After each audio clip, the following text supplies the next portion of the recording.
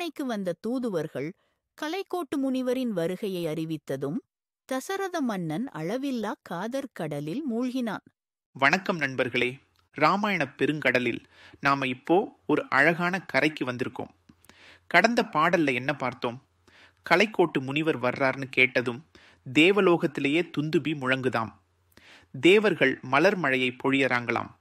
அறக்கடவுளே மகிழ்ந்து பூரிச்சு போறாராம். ஏன்னா நீண்ட நெடுங்காலமா தசரத மன்னன் பிள்ளை பேரு இல்லாம தவித்துக்கிட்டு இருக்கான். அவனுடைய தீவினைகள் எல்லாம் அழியணும்னா மெய்ப்பொருளான திருமால் பூமியில வந்து அவதரிக்கணும். அதுக்கு இந்த முனிவரின் யாகம் ஒரு வழி. இப்படி இந்த முனிவரின் வருகைக்கே தேவர்களும் தர்மமும் கொண்டாடும்போது அவரோட வருகை தசரதனுக்கு எப்படிப்பட்ட மகிழ்ச்சியை கொடுத்திருக்கும்? அதை பத்தி தான் நம்ம இப்போ பார்க்க போறோம். தூதுவர் அவ்வழி அயோத்தி துண்ணினார். மாதிரம் பொருத தோள் மன்னர் மன்னன் முன் ஓதினர். முனிவரவு ஓத வேந்தனும் காதல் என்ற அளவு அருக்கடலுள் ஆழ்ந்தனன். கம்பர் இதோ அந்த தருணத்தை நம் கண் முன்னாலேயே கொண்டு வந்து நிறுத்துகிறார்.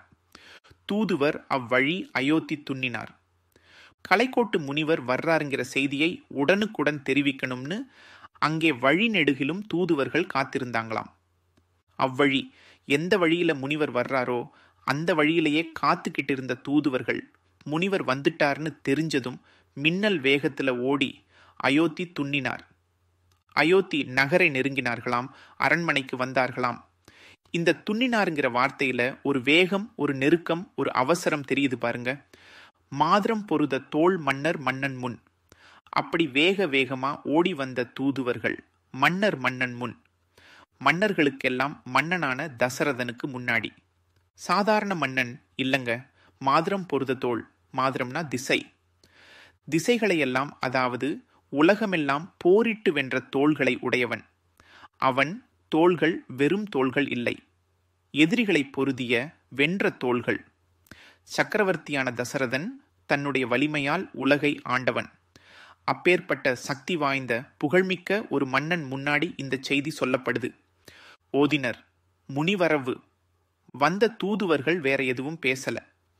பல்லாண்டு வாழ்கன்னு வாழ்த்தல. என்னங்க கொண்டு வந்தீங்கன்னு மன்னன் கேட்கவும் இல்லை.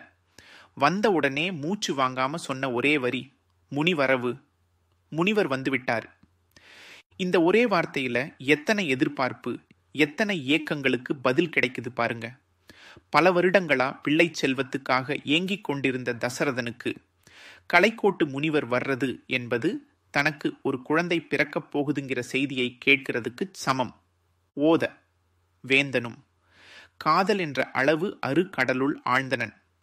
அப்படி அந்த தூதுவர்கள் முனிவர் வந்துவிட்டார் என்று சொன்னதுதான் தாமதம். அந்த செய்தியை கேட்ட உடனே வேந்தனும் அந்த தசரத மன்னனும் காதல் என்ற அளவு அருக்கடலுள் ஆழ்ந்தனன். காதல்னு சொல்ற, அன்புன்னு சொல்ற, மகிழ்ச்சின்னு சொல்ற, அளக்க முடியாது. ஒரு கடல்ல அப்படியே மூழ்கி போனானாம். கம்பர் இங்க சாதாரணமா மகிழ்ந்தான்னு சொல்லல, அளவரு கடலுள் ஆழ்ந்தனன் என்கிறார். ஒரு கடல்னா அதுக்கு ஒரு ஆழம் இருக்கும், ஒரு எல்லை இருக்கும். ஆனா அளவு அருக்கடல்னா அளவே இல்லாத கடல். அந்த அன்பு கடலுக்கு ஆழமே கிடையாதாம், கரையோரமே கிடையாதாம். அந்த அளவுக்கு ஒரு ஆழமான விரிந்த அளவற்ற மகிழ்ச்சியில், அன்பில் அவன் அப்படியே மூழ்கி போனானாம்.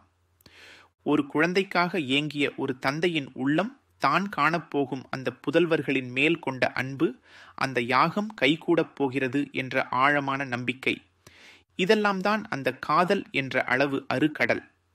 இது வெறும் காமம் இல்ல, இது பேரன்பு, ஒரு ஆத்மார்த்தமான பற்றுதல். அதுல அப்படியே மூழ்கி போனான். அரண்மனையில ஒரு செய்தி வந்ததும் ஒரு மன்னன் எந்த அளவுக்கு உணர்ச்சி வசப்பட்டான் பாருங்க. இந்த மகிழ்ச்சி, இவ்வளவு நாளா ஒரு மனபாரத்தோட இருந்த தசரதன் இப்ப முழுமையா அன்பு கடல்ல மூழ்கிட்டான். அடுத்து என்ன நடக்கும்? இப்படி அளவற்ற மகிழ்ச்சியில மூழ்கின தசரதன் அடுத்தது என்ன செய்வான்? அந்த முனிவரை எப்படி வரவேற்பான்? நாம அடுத்த பாடல்ல பார்க்கலாம்.